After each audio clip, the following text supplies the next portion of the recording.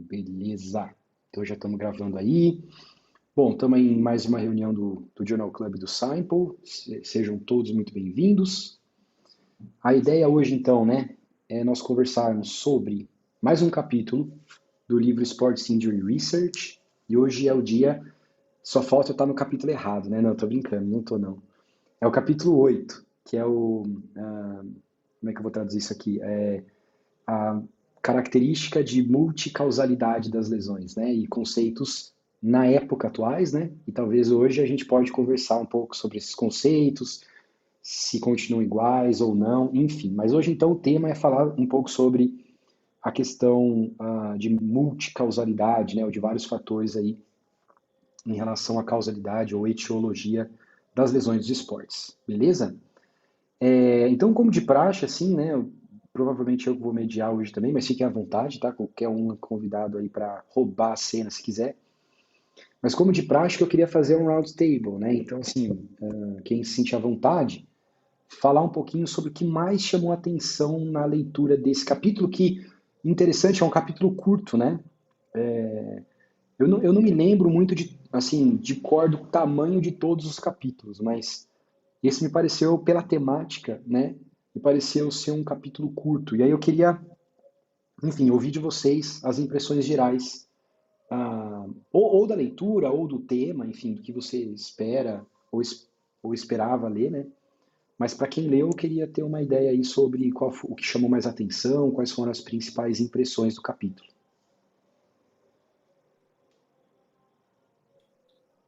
Eu vou começar antes que a discussão fique complexa. Bom, o que mais ficou assim na minha cabeça, essa linha do tempo, né, que ele vai fazendo um pouco assim, e me deu a impressão, né, hoje que a gente tem muito mais contato com essa coisa da multicausalidade, de também não ficar muito em cima, né, de fechar uma causa e tal, é, me veio assim muita coisa de uma vez que você vê uma coisa, você não consegue mais desver. Então foi difícil voltar na linha do tempo e falar, nossa, tipo, foi daqui que partiu, né? Então, que hoje parece muito óbvio, mas daí ao mesmo tempo você vê que ainda muita gente pensa daquela maneira muito linear, né? Assim, então, enfim, aí depois, agora esse é bem o geral, né? Acho que agora quando for destrinchando, eu posso depois indo dando uns pitacos, assim. Me perdi um pouco no final nos diagramas, nos modelos, né, que eles colocam, assim, para mim não ficou super claro, assim, e acho que também é porque falta alguns conceitos mais básicos de epidemiologia, talvez, não sei. Vamos ver agora, vamos discutindo ponto a ponto. Mas o geral que ficou para mim foi isso da linha do tempo, como é difícil agora voltar lá para o começo e ver de onde partiu, sabe? Muito legal. Deixa eu só entender uma coisa, Ana. Você fala dessa linha do tempo em relação à causalidade das lesões ou ao seu conhecimento sobre isso? Que os dois podem ser verdade, né? Sim. Não, estava falando sobre essa construção do pensamento, né? De como, da onde eu vim, que na verdade é historicamente, né? De como as pessoas pensavam, né? Na verdade, achar que correlação era causalidade, né? Então, como ainda muita gente ainda trata isso assim, né? E, enfim, né? Depois que você aprende que não, é difícil voltar para esse pensamento, assim, mais em Entendi relação, agora. mas em relação a isso, Entendi perfeitamente. não É, em eu, eu, relação ao eu, tempo. aham. Eu não vou. Putz, cara, eu tenho maior vontade de falar, velho. Eu já tô mal com vontade, mas eu não vou falar ainda, porque senão eu monopolizo e talvez outras pessoas vão ter tido as mesmas ideias que eu também gostaria de compartilhar. Então eu vou fazer o seguinte: eu vou voltar para as coisas que você falou depois, porque eu vou falar sobre elas também, provavelmente. Mas vamos continuar com o Roundtable primeiro. Aí depois eu dou meus pitacos também. Se precisar, né? Porque às vezes a galera já vai abordar essas coisas também. Alguém mais gostaria de dizer aí as suas impressões gerais sobre o capítulo? Para mim, essa perspectiva histórica dos modelos, eu acho que é bem legal de ter o todo, né? Porque às vezes a gente, sei lá, vê o método atual que a gente usa e não consegue criticar o método por não ver o quanto, de onde ele veio, como ele evoluiu, né? E eu acho que na nossa área, eu já tinha lido esse capítulo e eu fui ler os artigos originais, né? E de onde veio aquele modelo inicial? Vem de uma outra área, e às vezes você extrapola para um fenômeno que é diferente, e aí acaba que, com base nisso, eu acho que eles fizeram algumas críticas legais aí, algumas diferenças do que é sei lá, você fala de um fator de risco por uma doença, fator de risco por uma lesão esportiva, e eu acho que nessa linha, para mim, uma das frases iniciais do capítulo ali, eu acho que, para mim, foi a mais interessante, que ele fala que quando a gente está buscando solução para um problema complexo, como você pensa o problema é mais importante do que você pensa, né? Então, eu acho que como você vai atacar o seu problema ali, em termos do modelo que você usa, é mais importante, às vezes, do que o fator em específico que você está estudando, enfim. Eu acho que isso, para mim, foi bem legal. Bacana. É porque, basicamente, um estudo de etiologia fala sobre o mecanismo, né? E o mecanismo, de fato, é a forma, o meio como se chega ao desfecho, né? Então, assim, achei interessante essa frase também, apesar de que não só ela, como outras, acabou ficando talvez um pouco vago. Mas, assim, enfim, a gente volta a falar talvez sobre isso, mas legal as tuas impressões. Alguém gostaria de inicialmente colocar mais alguma impressão sobre a leitura do capítulo?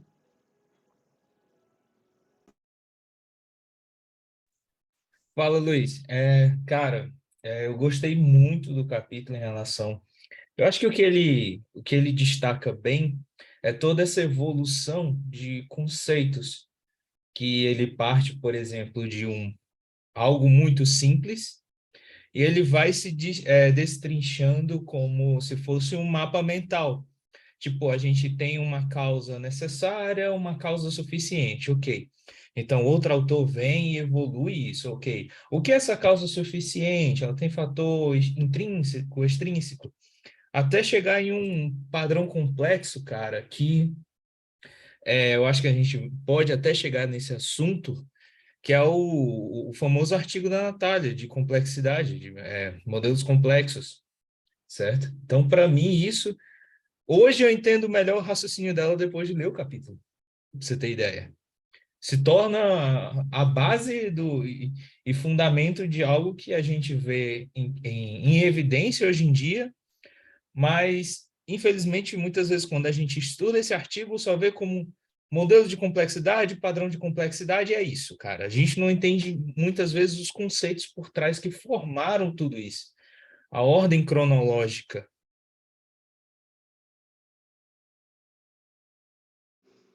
Beleza. Eu não sei se você desligou o microfone sem querer. Não, É que eu parou meio. desliguei. Ah, tá.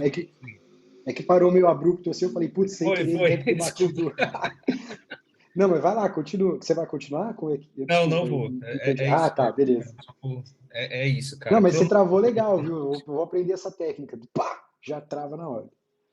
Não, Já legal, deixa o cara. suspense, já. Deixa o suspense. Deixa para a próxima pessoa falar já.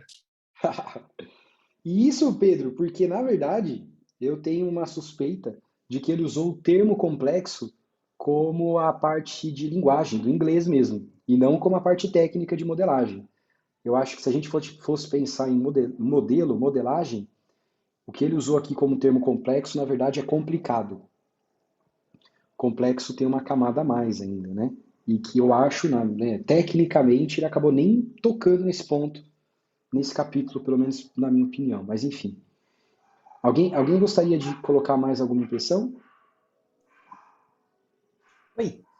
Bom, eu fiz a leitura, né? Eu não conhecia esse livro nem este capítulo, então para mim foi bem interessante. Primeiro porque eu gosto muito de ver da onde as coisas saíram, né? Os raciocínios. Eu gosto muito de ver da onde começa a linha de raciocínio para onde ela vai. E aí, uma das coisas que eu estou bem interessada, porque eu quero aprimorar um pouco, entender um pouquinho melhor sobre sistemas complexos. Eu tenho feito pouca leitura nesse sentido. E aí me chamou a atenção o fato de que, olhando sem conhecer como vocês raciocinam em relação aos sistemas complexos, que me faltava algumas informações, assim, como se tivessem aqui ainda exatamente isso, pouco explorado, outros contextos que deveriam ser abordados que aqui não, no que foi apresentado não tinha, né? Até como desde os aspectos psicossociais que não são contemplados, que eu acho que para mim me chamou a atenção. E uma outra coisa que eu achei interessante é que, por exemplo, a gente na educação física, quando vai fazer um raciocínio para programa de treinamento ou programa de prevenção de lesão, a coisa do intrínseco, extrínseco, ou até mesmo a individualidade biológica, todos esses contextos, né, o que é especificidade, etc., são muito bem delimitados, né? A gente estuda muito isso. Então, parecia assim essa base mesmo, bem parecida com a base do que eu estudei lá da parte de treinamento esportivo. Então, parece um pouco me pareceu isso e me chamou a atenção o fato de faltar algumas lacunas que eu acho que é exatamente o que vocês estão falando aí do mais para frente. Show de bola, Priscila, mas eu acho que não. Porque, veja só, eu acho que esse capítulo ele foi de framework, então acho que a ideia não era exatamente discutir, por exemplo, eu acho que a ideia do capítulo não era discutir os fatores relacionados com as lesões esportivas, até porque, se a gente for tentar levantar esses fatores hoje, a gente não sabe. Imagina naquela época. Então, na verdade, eu acho que o que o capítulo tenta fazer é levantar mais os frameworks mesmo, né? E se a gente olhar os frameworks, se a gente olhar os modelos, existe espaço nos modelos para colocar essas variáveis, né? O que não quer dizer... Então, assim, eu acho que tem um ponto que eu concordo contigo, que ele não fala aqui de sistema complexo de maneira alguma, né? Na minha opinião. O que ele vai chegar até aqui é falar sobre modelo complicado, o que não tem problema algum. Até porque a gente está escrevendo agora, inclusive, uma masterclass com uma galera, a convite da Natália e tudo mais, que é editora de uma revista lá de fisioterapia, que agora não me lembro o nome. A questão chegou-se à conclusão de que nós não estamos no momento de fazer modelo complexo no esporte. Mas isso já estava claro assim, há muito tempo, mas pelo menos agora está todo mundo parece que concordando com isso. E por quê? Porque tudo tem um momento histórico. Então, você vê, os modelos eles são criados do mais simples para o mais complexo, e não o contrário. E faz sentido isso, né? Se alguém já começasse pelo complexo, quer dizer, não faz muito sentido. Então, nós estamos num momento histórico que se a gente não consegue descrever, e não consegue mesmo, descrever os mecanismos ou a etiologia da maioria das lesões esportivas, para não dizer todas, com certeza, lógico, algumas são melhores exploradas que outras, mas eu digo etiologia do ponto de vista geral mesmo, acho que dificilmente a gente vai encontrar uma lesão que tenha um ponto final nisso tudo, né? Então, se a gente ainda não tem esse entendimento, não tem como a gente evoluir tecnicamente ou metodologicamente. Então, assim, às vezes eu vejo, eu não estou falando especificamente de você, Priscila, pelo amor de Deus, mas às vezes eu vejo um pessoal meio que da clínica ou fora do estudo clínico, então o pessoal de estudo mais básico e um pessoal clínico que não faz pesquisa, criticando o pesquisador que fez, por exemplo, o modelo linear, né?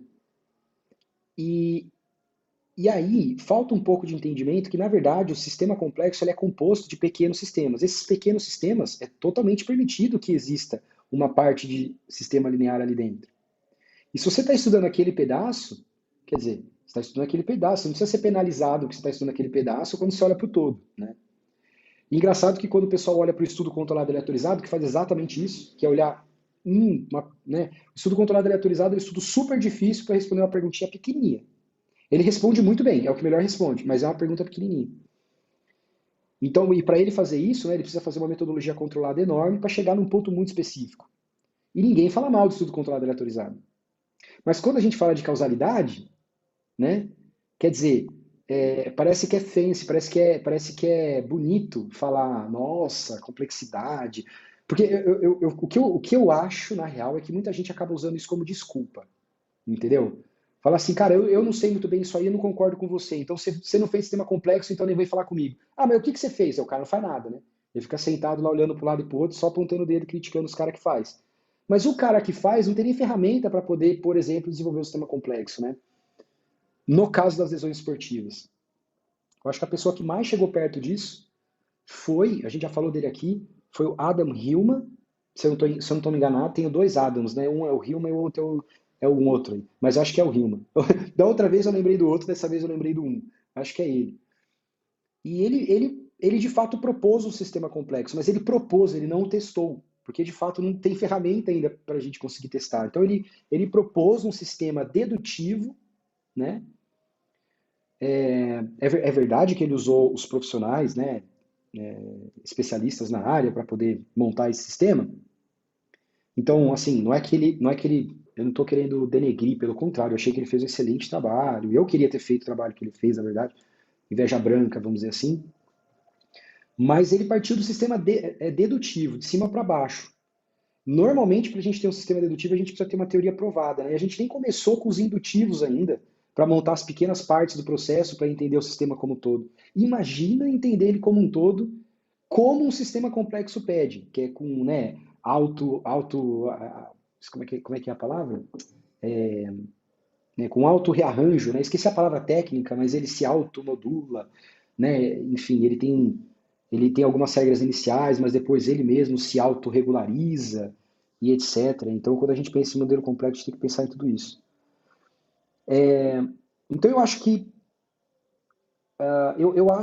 nós estamos num ponto à frente do tempo deste capítulo, mas nós não estamos no ponto assim do sistema complexo. O sistema complexo eu acho que é um passo, a gente tem que chegar lá, né? A gente tem que chegar lá, mas eu acho que a gente não está lá ainda. Então eu acho que o ponto do tempo histórico que a gente está hoje nessa conversa é meio que o meio do caminho entre o que estava nesse capítulo, que estava no conceito das pessoas que escreveram esse capítulo, e o que a gente tem hoje como, vamos dizer assim, o sistema ideal, né? E o sistema ideal é um sistema que a gente ainda não consegue muito bem chegar lá. Falta um monte de estruturação, falta dado, falta um monte de coisa, mas acho que agora a ideia é tentar estruturar para a gente chegar lá, né? Por isso que eu digo que eu acho que a gente está no meio do caminho. Eu achei E eu já legal falei um que monte. eu achei legal que exatamente, tipo, durante o capítulo ele fala exatamente disso, né? De como a gente vai, dos estudos que nós vamos propor para poder talvez trazer essas respostas de uma forma melhor. E também no fim, quando ele fala que a gente está longe, né, da onde a gente, eu até grifei essa parte que ele fala que a gente está longe, né, que se tiver alguma forma de responder isso, a gente ainda está longe disso e vai precisar ter um formato, pensar melhores formatos para fazer as perguntas, né? Eu achei bem interessante. E só um ponto, eu sei bem pouco de sistemas complexos, tá? Na verdade, eu sei bem por cima, assim. Eu estudei muito pouco até hoje sobre isso. Eu mais escuto falar do que já fui ler, que ainda, para mim, está me parecendo muito complexo ainda. O sistema complexo, ele é complexo mesmo, fica tranquila. Mas assim, não tem problema nenhum, acho que está todo mundo aprendendo também, viu? A ideia aqui do grupo é a gente aprender junto, né? E talvez chegue um momento que a gente vá discutir, a gente já discute meio que transversalmente, mas talvez vai ter um momento que a gente fala, vamos discutir sistema complexo? Talvez vai ter um momento que a gente vai fazer isso, né? E aí a gente pode até convidar a Natália, Sérgio, enfim, convidar a galera que desenvolveu o pensamento do sistema complexo dentro do esporte para conversar.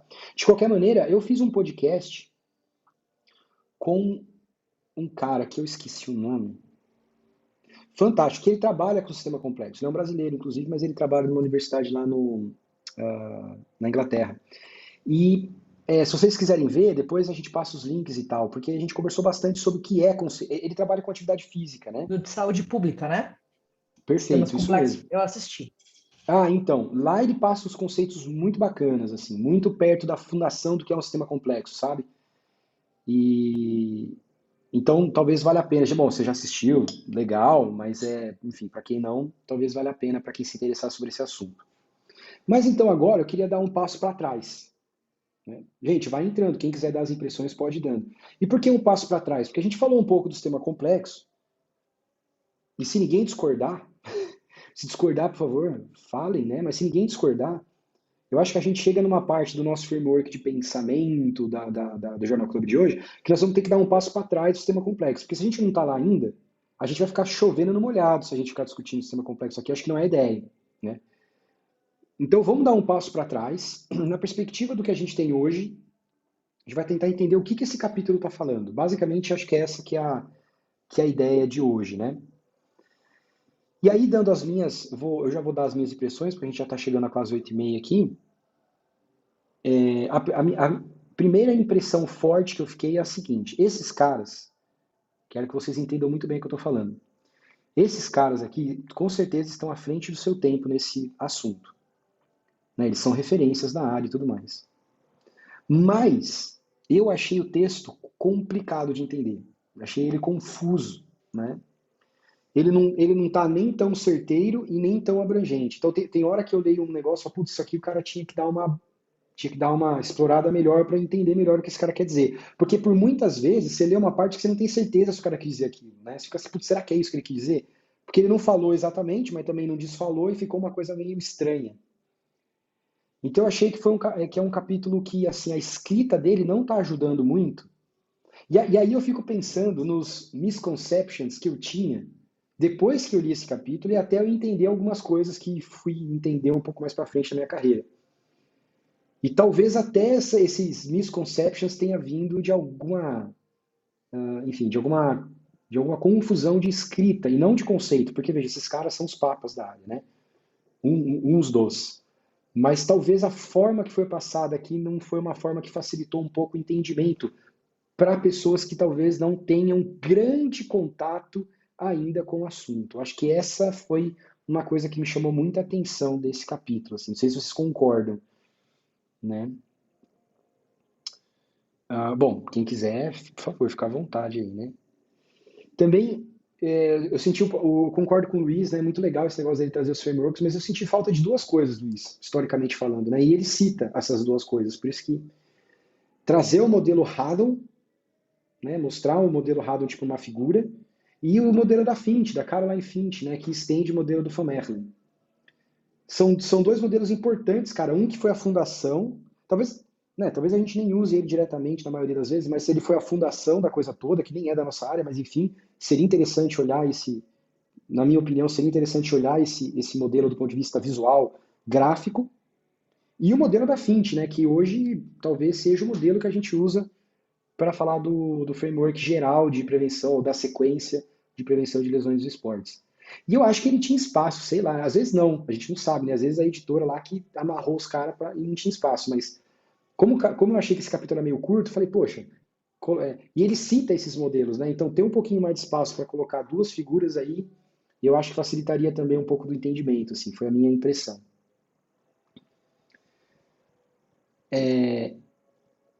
Aí, alguém gostaria de falar alguma coisa enquanto eu vou passando aqui? Tem um outro modelo, Luiz, que ele fala, na verdade, eu não sei se ele fala, mas no primeiro modelo para lesão esportiva de 94 lá, ele é baseado num outro modelo que vem de uma visão de multifatorial para doença infecto-contagiosa, né? Eu acho que tem até um artigo da Fint que é legal, porque ela fala uma coisa interessante do ponto de vista histórico, que os modelos na área esportiva, eles bebem muito da fonte de doença infecto-contagiosa inicialmente, né, que vem da epidemiologia em geral. E aí, como o fenômeno é diferente, às vezes, ao longo do tempo, a gente vai vendo que tem que fazer algumas adaptações, né? Acho que é Exatamente. A legal. gente tem que partir de algum lugar. Então, acho que assim, é Sim. isso. Mas conforme o tempo passa, a gente vai tendo que se adaptar sim, né? Bom, aí a gente está falando de causalidade e tal, né? Então tem dois pontos aqui que eu acho interessantes que ele abordou. Eu vou abordar de maneira contrária do que ele abordou no capítulo, mas enfim, sei lá, gostaria de abordar esse assunto com vocês. Uma delas é falar que a causalidade, ela intrinsecamente, quando a gente fala de causalidade, a gente fala de contraste, né? E esse contraste hoje tem nome, né? Quando a gente fala de contraste, para quem já ouviu falar de contrafactual, esse contraste é exatamente a ideia de contrafactual, né? Então, sempre que se estuda causa e efeito, isso independente de ser em estudo controlado aleatorizado, estudo de mecanismo, etc., essa ideia do contrafactual ela está embutida. E o interessante dos modelos, né, metodológicos agora, não dos modelos de lesão, tá? Dos modelos metodológicos que a gente tem hoje, por exemplo, estudo controlado aleatorizado, estudo de coach, por aí vai, eles são montados em cima da ideia de que existe um paradoxo da causalidade. E qual que é esse paradoxo da causalidade? Porque, idealmente, como que a gente estudaria uma coisa num indivíduo específico, né? Então, fala assim, hoje em dia a gente fala muito, né, de medicina individualizada, em ciência da implementação. Então, quando a gente fala de pegar e aplicar os conceitos, as evidências para o nosso paciente, qual que seria o framework ideal para a gente ver se o paciente está melhorando ou não por causa da intervenção que a gente sugeriu, ou para a gente observar ou não se o nosso atleta está se lesionando por causa de uma exposição específica ou não. Exposição essa, por exemplo, do treinamento. Pode pensar aí o fator que você quiser agora, que não tem muita diferença. Nesse contexto do atleta, eu não vou usar o contexto do trial, eu vou usar o contexto do atleta porque a gente está falando desse artigo. No contexto do atleta, o que a gente teria que fazer? Teria que pegar aquele indivíduo, observar ele quando ele tem a exposição, né? E observar ele ao longo do tempo se ele desenvolve o desfecho. Mas ao mesmo tempo, eu precisaria pegar o mesmo indivíduo e observar o que acontece quando ele não é exposto. Veja que temos um paradoxo, porque isso é impossível. No mesmo momento, ou o indivíduo está exposto, ou ele não está exposto.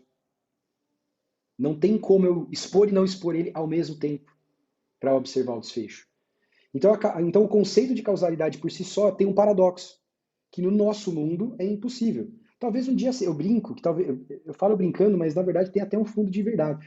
Talvez um dia seja possível isso. Talvez quando a gente conseguir migrar entre mundos alternativos, se é que isso existe, né? Não é mundo alternativo que fala, é que fala? Mundos paralelos, sei lá, vocês entenderam, acho que a ideia, né?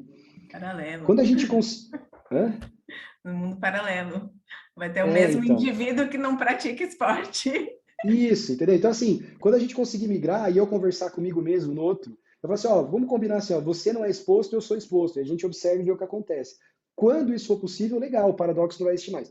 Mas enquanto isso não existe, a gente não consegue fazer essa coisa aí, não dá pra gente investigar de maneira direta que eu estou falando assim, no conceito da causalidade, porque esse contrafactual dessa maneira que eu estou dizendo é impossível. Então só tem um jeito de fazer isso. Na verdade, em vez de pegar o mesmo indivíduo, a gente pega grupos de indivíduos que se parecem. Então é como se eu estivesse imitando o mesmo indivíduo. Só que em vez de pegar realmente o mesmo indivíduo, eu pego o grupo. E aí por que eu pego o grupo? Porque eu pego mais de uma pessoa. Porque você não fala assim, então por que você não pega uma pessoa aqui e uma pessoa lá que é parecida com o cara? Porque pode ter erro, né? Quer dizer, eu não consigo ter certeza que essas pessoas são de fato iguais, porque mesmo gêmeos, eu não sou dessa área, mas mesmo aqueles gêmeos que são iguaizinhos, eles têm um monte de diferença genética. Né? Eu nem sei quanto que eles compartilham de mesmo material genético, assim, de porcentagem e tal, quem souber, por favor, me diga, mas eles não são totalmente iguaizinhos também. Então esse aqui é o problema. E aí eu preciso de um grupo para tentar diminuir esse erro. Né? Por isso que eu preciso de grupos. E quando a gente está falando de cohort, né, o cohort ele começa com um grupão, mas ele termina com 2, né, para quem já entende um pouco de metodologia. Então, na verdade, lá no final do estudo, o que a gente vai fazer é comparar esses grupos, né? E quem são esses grupos, né?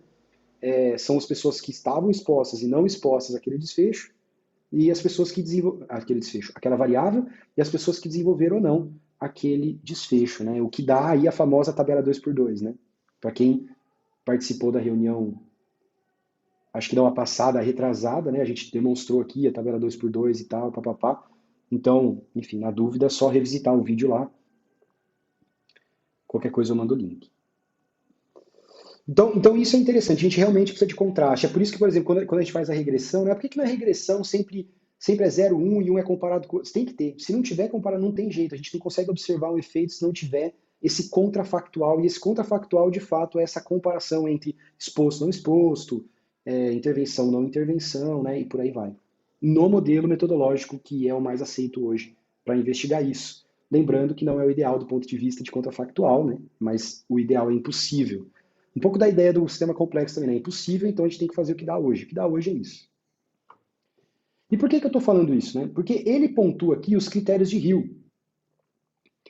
E os critérios de Hill foram desenvolvidos quando essa ideia de contrafactual não existia. Né? E o que esse pesquisador fez? Esqueci o primeiro nome dele, Hill é o segundo nome, é o sobrenome, né? Mas o que ele fez? Ele montou uma série de itens, né? Que ele falou assim, cara, nos estudos observacionais, se a gente conseguir observar esses itens, ou pelo menos a maioria deles, ou pelo menos os mais importantes deles para cada área, para cada contexto, talvez a gente possa começar a falar que aquele fator é causa de certo fenômeno, né?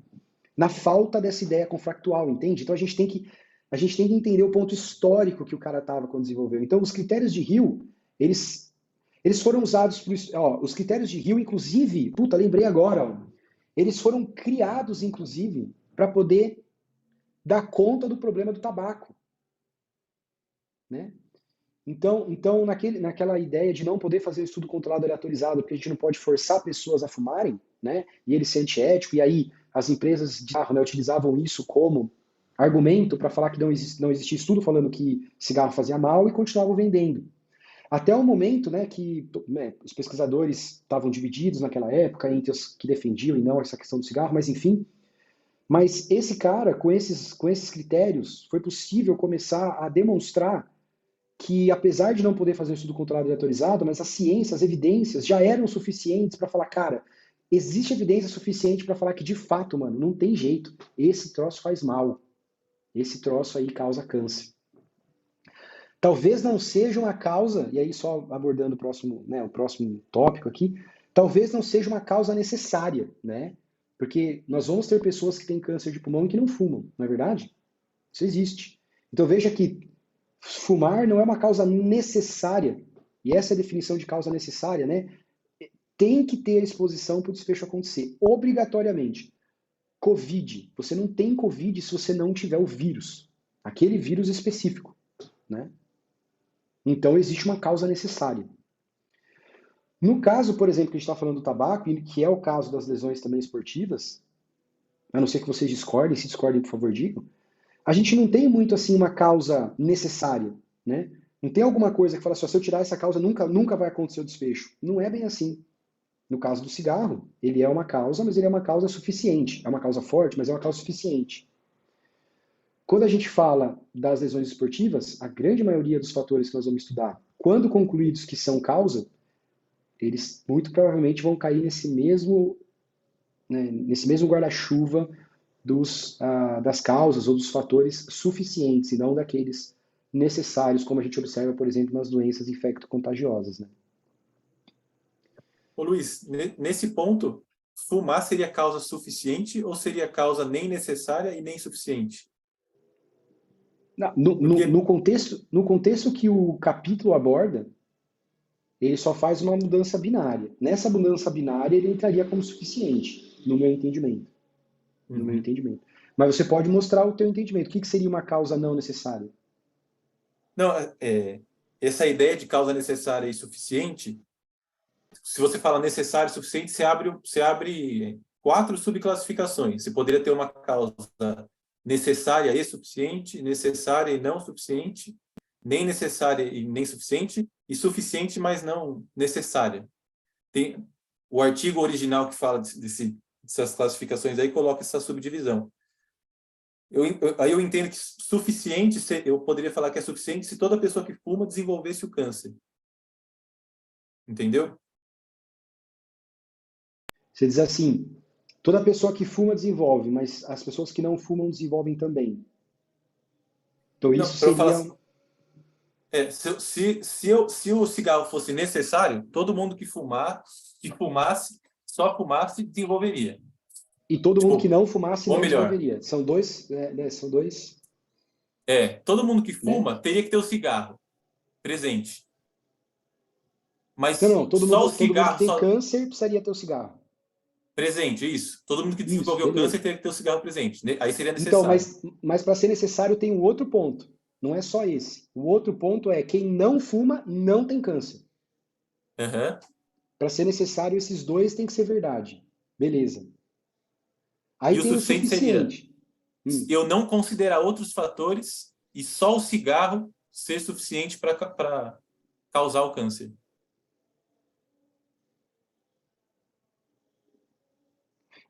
Eu acho que o cigarro é o suficiente nesse conceito, sim.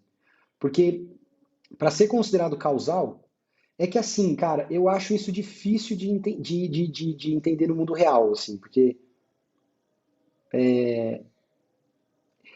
a gente consegue fazer isso em modelagem.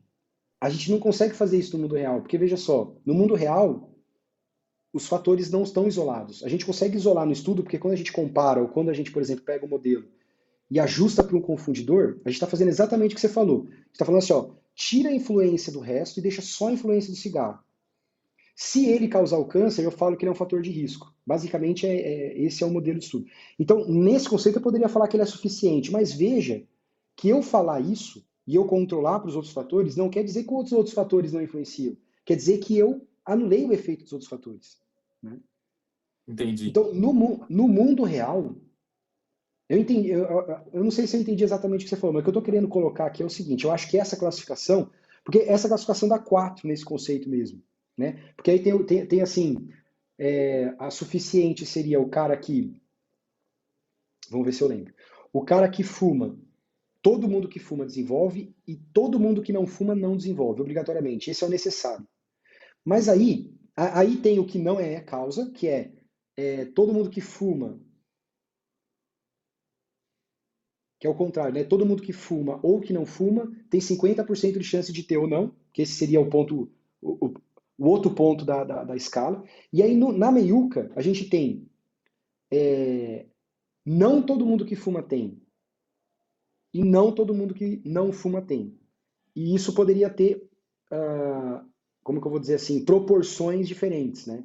Então, por exemplo, assim, mais todo mundo que fuma tem câncer do que todo mundo que não fuma tem. Ou o contrário, mais todo mundo que não fuma não tem câncer do que todo mundo que fuma tem. Então aí a gente desenvolve meio que quatro pontos, né?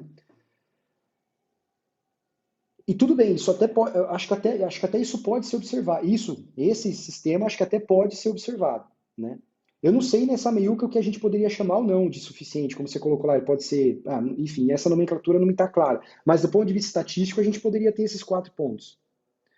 Agora, o outro ponto que a gente estava falando da prática, que, por exemplo, assim, então aquela frase assim, né? Ele é suficiente quando, se eu anular todos os outros, tá? Cara, mas o estudo sempre vai fazer isso. Então, na verdade, é sempre a conclusão de um fator de risco é que ele é suficiente. Então, o fator de risco ou ele é suficiente, ou ele é necessário. Mas se ele é necessário, ele também é suficiente. Então, no meu entendimento, é mais ou menos isso. Então, não é que o necessário é diferente do suficiente. É como se fosse uma linha de cumulativo, sabe? Você tem o suficiente. Aliás, você tem o que não é fator de risco, que não tem ideia de causalidade. Então, você tem fatores, né? Você tem alguns determinantes que podem te predispor, mas que quando você isola ele não tem efeito direto. Entende isso? Então, quando ele não tem efeito direto, ele não é causal. Então, ele é um fator que contribui, ele te predispõe de alguma maneira no mecanismo indireto, mas o mecanismo direto ele não é, então ele não é causa. Aí eu tenho o fator de risco. O fator de risco não, brother. O fator de risco, ele tem que ser suficiente. Ou seja, se eu anular os outros fatores, ele ainda tem uma associação direta com desfecho. No meu entendimento, né? Veja só, quem discordar, tá? Fique à vontade aí. Esse é o meu entendimento.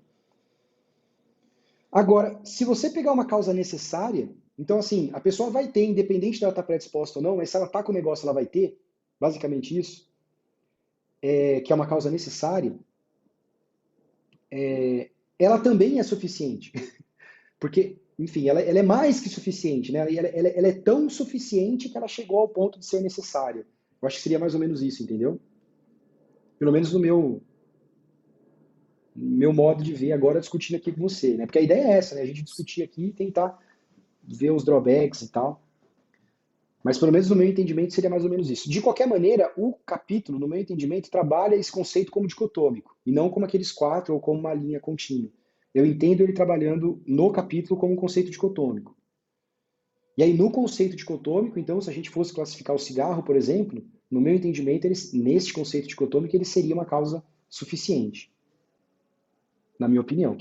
Gente, pelo amor de Deus, falem aí, tá? E ainda não chegamos a modelos complexos, né, cara? Não, mas não vamos chegar lá. Hoje nós não vamos chegar. A O gente já negócio falou já disso. tá complexo aqui. Sim, mas tá vendo qual que é o ponto? Quer dizer, o ponto é, usando complexidade não como modelo, usando complexidade na língua portuguesa, é complexo tudo esse negócio aqui. Então, até a gente chegar lá no outro ponto, nós vamos ter que entender melhor isso. Que se conceitualmente é complexo, imagina na hora de colocar a mão na massa, imagina na hora de programar, imagina na hora de pensar como montar um estudo para isso. Então, assim, não é uma coisa trivial, não é uma coisa trivial. Na verdade, eu estava pensando que se a gente pegasse cada um desses pontos, né, dos critérios que ele coloca, força, consistência, especificidade, se a gente empregasse isso, já limpava um monte de coisa, né? Eu fico pensando assim, se a gente fosse mais fiel a esse modelo teórico, teoricamente mais simples, às vezes a gente avança coisas que não precisava, né? Sei lá, deixar mais consistente algumas coisas, eu acho, que a gente dá passos na frente. Fiquei com essa impressão um pouco. Dá para a gente usar o exemplo que ele dá depois, mais para frente, mas para entender um pouco melhor essa coisa do necessário, suficiente, aquele exemplo da amenorreia, dos confundidores, né? Então, a mulher que tem amenorreia, coisa, distúrbios menstruais com quilometragem, né? Na verdade, quando você tira, diminui a São coisas quilometragem, diferentes, você viu, Ana? isola, né? São coisas diferentes. Você está falando do que é confundidor, Isso. tá? Isso não tem necessariamente a ver com causa necessária. Bom, você precisa fazer essa análise, você precisa controlar confundidor para saber se o negócio é um fator de risco. Isso é um fato. E depois você vai classificar ele, né, entre suficiente, necessário ou outras classificações que possam existir, mas nesse capítulo ele usou de maneira dicotômica. Mas esse ponto desse exemplo que ele usou, na verdade, ele deu um exemplo do que é um confundidor. Né? Esse então, passo de determinar o Não. confundidor meio que tem que ser antes de eu entender se é suficiente e necessário. Isso, perfeito. Entendeu? É isso aí. Perfeito. Então, se a gente fosse fazer uma brincadeira aqui, eu não sei como é que é. Vamos tentar ver se eu consigo. Luiz, Pode falar. estava ouvindo vocês falando e ao mesmo tempo queimando a cabeça, me veio o seguinte, o Covid, cara, quando você falou, para mim foi um bom exemplo. Mas, assim, é um exemplo de como essa dicotomia, ela não consegue compreender necessariamente, até mesmo o que ele propõe. O que é a causa necessária para dizer se uma pessoa tem Covid? É o vírus ou é os sintomas? Ou é o desfecho final? Você está entendendo? Porque é o seguinte, para você ter Covid, necessariamente você precisa contrair o vírus, ou seja, você tem uma Exato. causa necessária, Então né? parou. Então, ó, você já definiu. Parou aí a Entendeu? conversa. Então não tem o suficiente, é necessário. Entendeu? Mas Você não olha falou assim, só. ó, é necessário ter o vírus para ter Covid. Então, é a causa necessária da Covid-19. Então não tem o Isso. suficiente, já passou do suficiente, está mais que o suficiente, é necessário. Mas aí é o ponto. Porque, por exemplo, existe o contexto, que é o que eu estou tentando colocar, que ele não considerou coisas que acontecem e não acontecem. Ele coloca como se existisse realmente uma causa necessária, que aconteceu isso, vai acontecer isso. E como isso não compreende, eu acho que o Augusto ele extrapolou para a mesma dúvida que eu comecei a criar dentro do Covid, que é o quê? Tem gente que com Covid, mas é assintomático, não desenvolveu Isso é outra coisa. Isso é outra coisa. Desenvolvimento de sintoma e Aí é estar sobre o doente é outra desfecho, coisa. Então veja, isso é outra coisa. Você pode estar assintomático, ter Covid e espalhar Covid, né? Então veja que, quer dizer, eu acho que pode, né? Mas de qualquer maneira você contraiu o vírus. Você não teve sintoma, mas o vírus você contraiu. Concorda comigo? Uhum. Então, assim, se eu quero falar assim, ó, o cara não tem Covid, ele não tem o vírus. Se o cara tem o vírus, ele tem Covid. Ah, tem sintoma, não tem? Isola o cara. Na dúvida, isola o cara. Não é isso? Não é essa a recomendação? Entendi. Então, por exemplo, assim, o cara pode estar lesionado, mas não sentir dor. Seria mais ou menos isso. Né? Entendi. Só que a gente não tá. Quando a gente fala de fator de risco, e veja só que interessante, né? Quando a gente fala de associação de fator de risco com lesão, o que a gente gostaria mesmo é de associar com lesão e não com sintoma. Mas, como eu sei, e aí que é o ponto da Covid também, Como eu sei que o cara está lesionado? O jeito de eu saber se o cara está lesionado ou não é coletar sintoma. Então, por exemplo, a maioria das definições de lesão, elas usam sintoma na definição. Quer dizer que aquela definição ideal, ou, em outras palavras, quer dizer que todo mundo... Desculpa, deixa eu explicar de novo. Quer dizer que uma pessoa lesionada tem que necessariamente ter aquilo que está escrito na definição? Não. Eu posso ter uma pessoa lesionada que, por exemplo, não tem aquele sintoma que eu estou definindo como lesão para o meu estudo, para a minha análise ou por aí vai. Mas essa é uma questão operacional que tem a ver com o que a lesão causa na pessoa, ou o Covid causa na pessoa e por aí vai. Mas veja que isso do ponto de vista teórico, isso é um paradoxo, é um problema diferente. Né? Quando a gente está falando da pessoa ter a doença e desenvolver sintoma ou não, né, a gente está falando do que acontece depois que ela contraiu a doença. Quando a gente fala do fator de risco da etiologia, a gente está olhando para o outro lado. A gente está olhando assim, o que acontece antes dela desenvolver a doença. Sacou? Pelo menos no meu entendimento. De novo, cara. Ninguém aqui precisa concordar comigo, hein? Pelo amor de Deus. Nem deve. Estou falando uma porrada de besteira aqui, enfim. A gente está tentando compreender para discordar, tá? Concordar ou discordar, cara, passa pelo momento da compreensão do assunto. Puta merda. Então, mas então, o que não ficou claro, assim? Foi mal. Eu falei, é que eu sou empolgadão. É porque, assim, o Augusto ele trouxe um ponto que é muito bom, que, por exemplo, o que o capítulo propõe é o que você está falando, entendeu? Que é a dicotomia. Sacou? Eu acho que o Luiz foi mais que o Luiz foi mais além, ele tá um passo à frente da gente. Porque o que eu estava falando era só uma questão teórica. Mas o Luiz já foi mais pragmático e aplicou estatisticamente num modelo para tentar resolver o negócio. De falar a diferença de suficiente e necessário. Tá vendo por que o Luiz é meu aluno? Porque ele explica o que eu falei, porque eu não sei. Mas legal, eu concordo com o Luiz. Foi isso aí que eu falei. Luiz, explica aí o que eu falei, por favor. Não, mas assim, eu acho que eu vou tentar falar, mas se eu falo fica mais confuso do que se eu não falar nada. Mas eu vou tentar. Já tá todo mundo confuso já. Normalmente é assim, viu, Luiz? Assim, se todo mundo ficar quieto, ninguém tem dúvida. Mas aí o cara começa a falar, aí todo mundo começa a ter. Normalmente é assim. Mas vamos lá. Mas acho que assim, a primeira coisa gera muita confusão, porque o conceito de causalidade ele pode ser muito diferente a depender da área, do fenômeno que você está estudando. Para a física, a causalidade é uma coisa determinística ali. Aí é muito mais simples de você entender. Se eu jogar uma caneta para cima, ela sempre vai cair, porque existe a gravidade. A gravidade é a causa da caneta cair. Agora, quando a gente fala de uma lesão ou de uma doença que é multifatorial, a visão de causalidade é diferente. Aí já tem uma visão que eu acho que não é tão determinística, ela é probabilística. E, assim, e aproveitando esse gancho, essa noção que eu falei das 4 divisões, ela se aplica principalmente quando a gente tem uma condição que ela é multifatorial. Porque se eu tenho, por exemplo, se eu tenho uma doença, que o Pedro está falando do Covid, uma doença infecto-contagiosa, a relação causal entre o agente etiológico, uma bactéria, um vírus, e o desenvolvimento da doença, ela é muito clara e forte, essa relação. Tipo, é necessário, sempre que o cara desenvolver a infecção, a bactéria vai estar lá. E se eu desconsiderar, por exemplo, sei lá, uma infecção, se eu desconsiderar condição de saneamento básico, se o cara tem imunodeficiência ou não, tipo, é suficiente. A bactéria, o cara foi infectado pela bactéria, ele vai ter a doença. Entendeu? Isso é uma causa necessária e suficiente. Mas quando você começa a pegar uma coisa multifatorial, às vezes tem fatores que sempre vão estar, se você considerar um conjunto de fatores ali, de risco, 2 pessoas podem ter um comportamento diferente dos mesmos fatores, ou fatores diferentes causando aquilo, entendeu?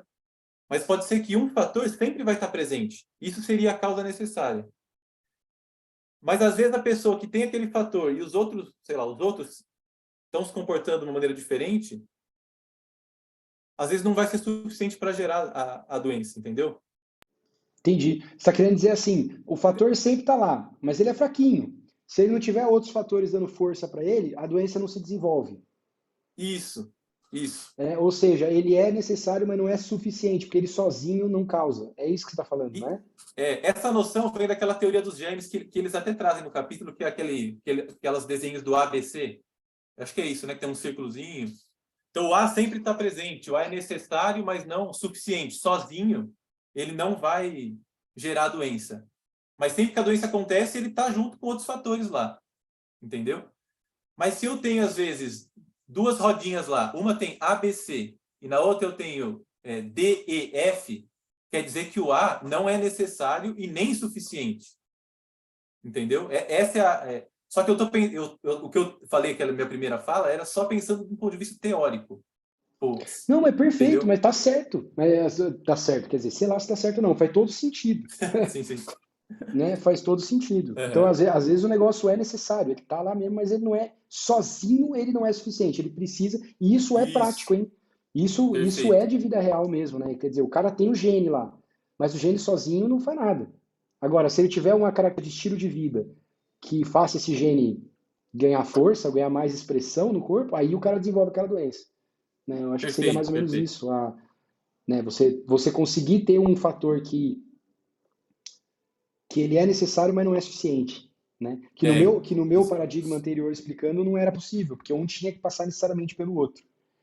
Nesse, perfeito. nesse paradigma que a gente chegou agora, não necessariamente. Olha lá, não necessariamente. Para Sim. confundir mais, as palavras são as mesmas, né? Bom, espero, não sei se eu confundi mais, só ajudei. Não, eu acho que Mas ajudou é pra por aí. caramba. Eu acho que clareou. Era isso, se era isso que o Pedro queria perguntar e tal, e enfim, ficou a resposta aí. É exatamente isso, porque o vírus ele está ali, ele está sempre ali.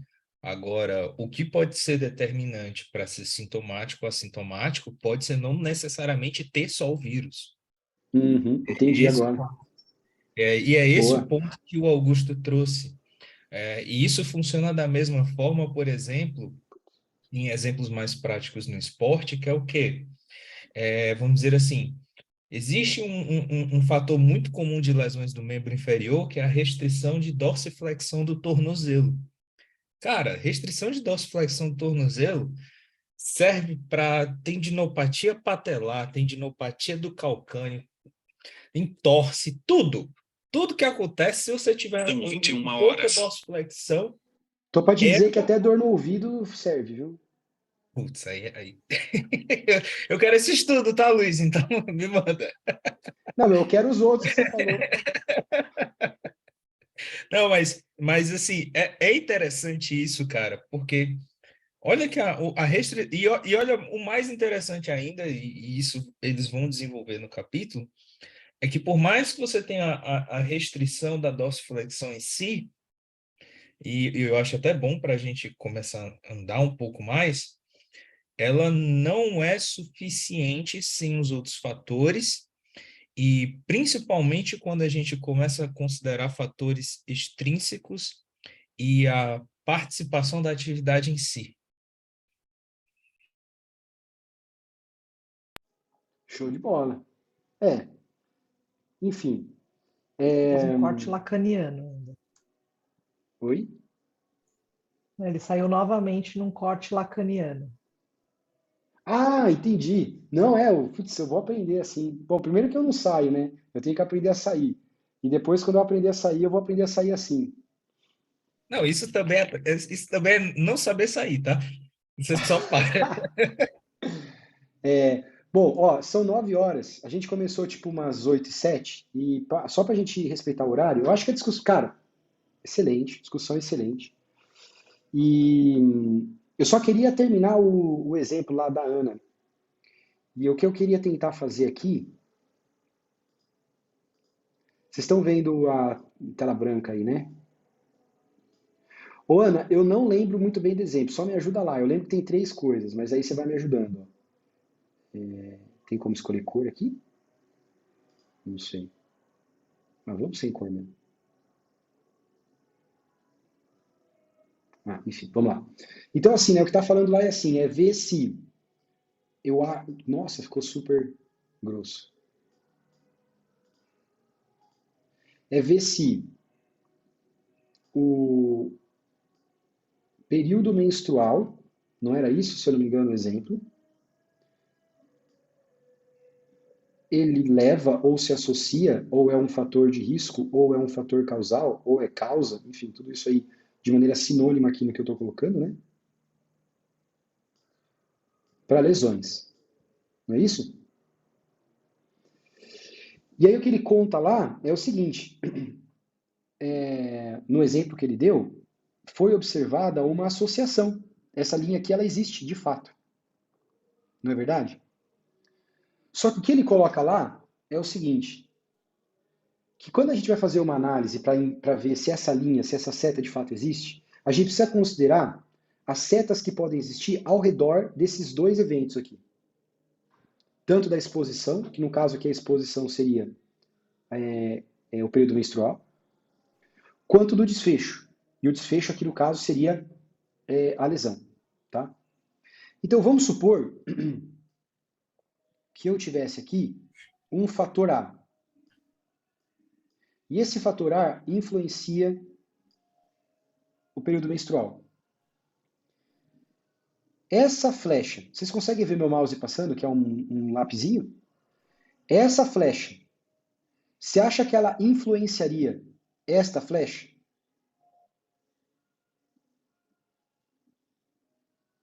A resposta é não.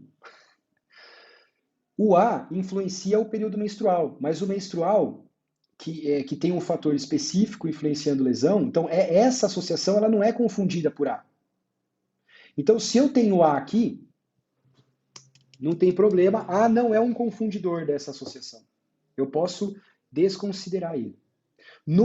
Se eu quero entender como a menstruação tal, aí sim, mas se eu estou querendo entender só a associação da menstruação com lesão, isso não teria problema. Até aqui tudo bem? Sim.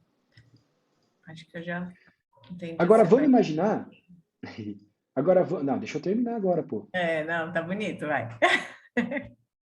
Agora vamos imaginar que eu tenho um fator B. E esse fator B, ele se associa só com lesão. Que no caso Essa aqui, associação... exemplo, é a quilometragem. Pode ser. Pode ser. Existem dúvidas se isso se associaria, mas vamos assumir que sim. Vamos assumir que sim. Assumindo que sim, então esse fator B, essa associação do B com L, ela influenciaria a associação de M com L? Não, também não. Ela é independente. Ela é independente. Eu tenho duas associações independentes aqui, mas a minha de interesse é ML.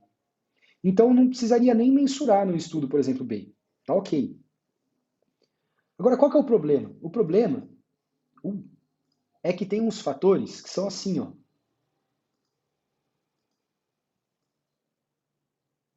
Caraca, círculo gigante. Tem uns fatores que são assim, ó. Vou colocar o Z aqui, tá? Ele se associa com a exposição e com o desfecho. Tá? Nesse caso, se eu não ajustar a análise para Z, parte da associação de M com L está vindo de Z. Então, essa associação que antes seria, sei lá, 3, agora ela é 10. Mas, na verdade, ela não é 10, ela é 3. Mas porque eu não ajustei para Z, parte da influência de Z em M passa de M para L. Entende isso? Então, agora eu tenho um confundidor. Essa é a definição de confundidor. E, nesse caso, quem que é o confundidor? É o Z. Então, no exemplo lá, agora só para ficar o exemplo prático mesmo, quem que é o Z? Eu não sei se o modelo do Z, porque assim, tem vários modelos, tem outros modelos de confundidores e tem outros modelos que não são confundidores. Eu não vou abordar todos aqui, eu só estou querendo explicar o básico. Dentro do básico, e assumindo que esse é o modelo que o capítulo quis dizer, quem seria o Z? Não lembro. Alguém lembra aí quem seria o Z? Eu acho que é volume de a própria treino, exposição, né? É, a própria exposição. Então ele fala assim, ó, a exposição, ela, como você mesmo disse, né, Ana, pode ser quilometragem, ela se associa com lesão. Porque, veja, se o cara não tá exposto, ele não. Tem até pessoas que dizem que a exposição, a participação esportiva é uma causa necessária. Porque, por exemplo, se eu não faço corrida, eu nunca vou ter uma lesão relacionada à corrida. Né? Então, nesse contexto, eu tenho ali a participação, a exposição, que é o Z, que está associado com lesão, mas ela também está associada com a questão do ciclo menstrual, amenorreia e por aí vai. É o que ele coloca. E aí o que ele diz no exemplo dele é que quando se ajustaria para Z, o que aconteceria é que essa associação ela não existiria. É isso que ele diz. Então, uma vez ajustado para Z, então o que ele diz lá é que toda a associação outrora vista entre M e L, na verdade, era um reflexo da associação de Z com M. Entendeu? E aí, nesse contexto, o Z é o confundidor. Então, qual que é o grande desafio? O grande desafio dos estudos epidemiológicos de fator de risco não é mensurar a exposição e o desfecho, é mensurar os confundidores. Porque na hora de colocar na análise, você precisa ter o modelo certo de confundidor para poder ter essa associação. Ou fazer um estudo controlado aleatorizado. O que um estudo controlado aleatorizado faz é o seguinte. Se eu sei que, por exemplo, assim, deixa eu tentar... ciclos diferentes menstruais estarem associados com a exposição, quer dizer o seguinte. Vamos supor que eu tenho 2 ciclos, eu estou cortando aqui, ó. Eu tenho o ciclo 1 e o ciclo 2. Quer dizer que a proporção de Z entre 1 e 2 são diferentes, porque se fosse igual, Z não estaria associado com M. Né? Para estar associado com M, quer dizer que a proporção, vamos dizer assim, de Z nas categorias de M, M1 e M2, são diferentes. O que o estudo controlado aleatorizado faz? Ele força M, na verdade, M, a ter a mesma exposição de Z nos 2 grupos. Ele força isso a ser igual. Quando eu forço isso a ser igual, artificialmente, eu anulei o efeito de Z. Só que o estudo controlado aleatorizado ele tem uma outra vantagem. Porque por ser aleatorizado, ele consegue fazer esse balanceamento para os desfechos que eu mensurei no meu estudo e para os que eu não mensurei. Coisa que no estudo observacional eu não consigo. Eu só consigo no estudo observacional controlar para os que eu observei. Os que eu não observei, eu não tenho certeza. Porque ele pode ou não ser um confundidor, entendeu? Se eu não tiver certeza do meu modelo teórico. Por isso que dizem que o estudo controlado aleatorizado, no sentido de buscar causa e efeito, é melhor do que o estudo observacional, por exemplo, de coorte. Porque o estudo de coorte sempre, 100% das vezes, vai ter o viés de eu não saber se as variáveis não mensuradas estão balanceadas entre os grupos de comparação. Num estudo controlado aleatorizado, eu digo assim, mágica, não é mágica, né? Mas eu digo a mágica porque é um negócio meio a mágica da aleatorização é me garantir que os grupos estão balanceados para a exposição, tanto para as variáveis que eu observei, quanto para as que eu não observei no estudo. Doido, né, velho? E tem gente que fala que não gosta de pesquisa. Fala sério, mano. Fala sério, velho. Bom, é isso, galera. Bom, a pergunta agora é, Ana, meio que era a tua dúvida, a gente conseguiu meio que matar a tua dúvida em questão. Então você viu que tudo isso a gente conversou sem falar de necessário suficiente. O necessário suficiente a gente já tinha conversado sobre isso, e aqui a gente fez toda essa conversa sem nem precisar falar de necessário suficiente. Então aquele teu raciocínio está correto. Primeiro, as coisas são diferentes, depois eu preciso ter uma ideia do que está associado ou não para depois entender, né, dentro desse mecanismo, se a coisa é necessária, suficiente, ou com as 4 categorias lá que nem o Luiz brilhantemente aí explicou pra gente. Beleza? Beleza. Show de bola, galera. Bom, alguém gostaria aí de pontuar mais alguma coisa? Enfim, fazer algum comentário a mais? Eu fico pensando aqui que muitos desses estudos, né, de prevenção de lesão e tudo, eram antes de firmar o conceito de que lesão é diferente de dor, né? Então, o quanto talvez esse olhar, só o fato do olhar já estar enviesado, né, por esse conceito atualizado. Perfeito. E esse é um outro problema, né? E esse problema que você colocou, inclusive, foi abordado ou vai ser... não, deixa eu ver, peraí. Então, o capítulo 4, que é de Injury Definition, né, abordou exatamente esse problema. Então, assim, quando você considera ou define lesão de uma maneira diferente, você vai ter resultados diferentes. E novas abordagens do entendimento do processo de ou lesão ou qualquer outro processo de saúde causa também uma reflexão e talvez até uma mudança das próprias definições. Ué, a própria definição de dor mudou aí pelo menos umas 2, 3 vezes no contexto histórico. A própria definição de dor. Eu não estou falando nem... Você está falando assim, né? Definir lesão com dor. Mas imagina que a definição de dor mudou. Então, assim, olha que doideira, né? Então, enfim, as coisas vão se acumulando e se elas estão erradas, os erros se acumulam também.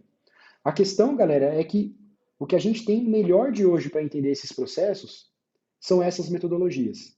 Então não adianta olhar para o outro lado e falar assim, elas não servem para mim. Porque não tem outra coisa que serve melhor. Entendeu? Se esse tênis está apertado, é o que você tem, filhão. Você vai ter que usar. É mais ou menos isso. Tá? Se a tua cama não está quentinha, pois é, vai ter que dormir nela um pouquinho gelada. Ou se não, mexe a bunda na cadeira para tentar desenvolver um tênis maior para o seu pé ou uma cama quente. Esse aqui é o ponto. A minha questão do lance clínico lá que eu estava querendo dizer é que o que me deixa um pouco assim, eu não acho que é... Deixa eu tentar explicar. Eu não acho que é responsabilidade do pesquisador resolver todo o problema na clínica e também não acho que é um problema do clínico resolver todo o problema do pesquisador. Senão, eles não precisariam ser 2 agentes, eles seriam um só. Né? Eles são separados exatamente porque um é especialista numa coisa e o outro é especialista em outra. Mas ficar apontando o dedo um para o outro é uma coisa que eu acho complicada. É isso que eu estou querendo dizer, entendeu? E aí você fala assim, não, você nunca vai fazer isso, está errado, vira as costas e tenta pegar uma outra abordagem que é muito mais enviesada. Então, por exemplo, é muito mais enviesado você ir montar o seu próprio programa. Então você fala assim, pô, todos esses frameworks têm viés. Tem, verdade, e eu concordo com isso. E eu trabalho com eles, eu concordo, eles têm viés.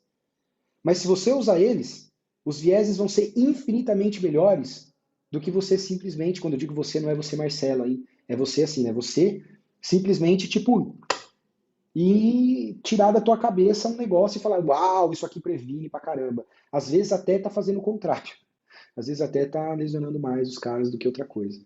Então a minha grande bandeira, assim, dentro da prevenção e até dessa questão metodológica, é tentar falar assim, ó, eu não acho que os dois têm que ser um. Então tem muita gente que fala, mas o cara tem que ser... Não, eu não acho que os dois têm que ser um. Pesquisador, para você fazer uma carreira de pesquisador, você tem que se especializar e estudar tanta coisa, e você não consegue estudar esse tanta coisa e estudar essas partes clínicas junto. Então assim, você tem que abrir mão. Toda escolha é uma renúncia, brother. Isso não é só na área profissional. Toda escolha é uma renúncia. Quando eu escolho ficar com meu filho, eu não consigo tocar violão. Quando eu toco violão, eu não consigo ficar com meu filho. Eu preciso fazer uma escolha se eu quero tocar violão, entende? Esse é o ponto. Por mais que doa ou tal, mas é uma decisão. Toda decisão tem uma renúncia.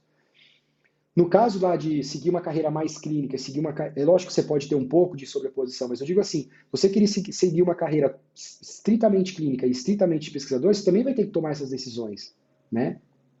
Lógico que tem toda uma meiuca, que é o clínico que é pesquisador também, tem o pesquisador que é clínico também, mas eu digo assim, enfim, acho que você entendeu onde eu estou querendo chegar. Então eu acho que os dois são diferentes. O que eu não acho é que eles são contrários, ou que um nega o outro, ou que eles são cara e coroa. Eu não acho isso. Eles fazem parte da mesma coisa, eles estão juntos. Né? O cara que tem a pergunta clínica fala a pergunta para que eu possa montar a melhor metodologia para responder a pergunta dele. Mas na hora que ele vai implementar, ele tem que implementar alguma coisa que eu pesquisei, porque eu tenho a resposta do que funciona melhor ou não, do ponto de vista probabilístico. Do ponto de vista probabilístico. Não do ponto de vista de Deus, mas do ponto de vista probabilístico. O que tem a maior probabilidade de ser verdade. Eu posso estar errado? Posso. E amanhã pode mudar? Pode. Mas hoje, entende? Hoje, a decisão deveria ser essa. Então, assim, a minha maior bandeira é essa, de prevenção de lesões dos esportes não é diferente, né? Não é diferente. Enfim. E aí mesmo dentro da pesquisa também, né? Porque, pelo que eu entendi agora na conversa final, o perfeito, o mundo ideal era fazer um ensaio clínico aleatorizado para... O perfeito ideal é a gente desenvolver o mundo alternativo. É verdade.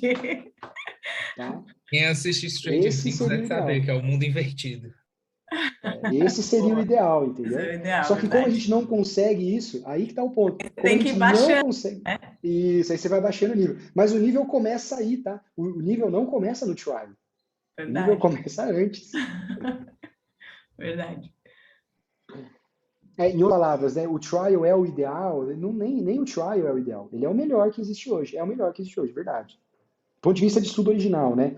Ah, mas tem revisão sistemática. Não, revisão sistemática de estudos controlados e atualizados. Tá, mas o que eu estou querendo dizer é de estudo original, né? O que a gente tem é o estudo controlado e atualizado. Beleza, galera? Caraca, hein? Tamo filosófico, hein? Alguém queria colocar mais alguma coisa antes da gente fechar? Eu tenho dúvidas técnicas, mas não tem como. Depois eu vou me virando aqui. Senão vai puxar outro assunto. É Tem isso. certeza? Bom, Muito bom. você que sabe. Beleza. Eu pergunto depois lá no grupo. Isso que eu ia falar, mas joga no grupo depois. Porque é bem tipo de termo, de coisa que eu não conheço, até onde estudar, enfim. Joga lá perfeito. Bora ver esse fogo no parquinho. Vai E legal. aí coisas que forem gerais, a gente traz na próxima, entendeu? Que nem a gente faz às vezes lá com o pessoal que pergunta também nas redes. Aí a gente vai trazendo o que for geral, o que for, enfim, o que for para todo mundo, a gente vai trazendo. O importante é discutir. Ter um lugar para discutir. Acho que é isso que é a questão. Ter um lugar para discutir, tá lá. Ah, mas fiquei aqui, fiquei com um pouquinho de vergonha e tal, quero mandar. Cara, tem um grupo para discutir, manda. Acho que a ideia é essa, a gente fomentar as discussões. Se a gente ficar só no nosso mundinho quietinho lá, a gente nunca vai conseguir resolver nada, né? Juntos somos mais fortes, né? Beleza, pessoal? Então, acho que é isso. Boa noite aí para todo mundo. Até a semana que vem. Boa noite. Boa noite. Valeu, pessoal. Boa noite.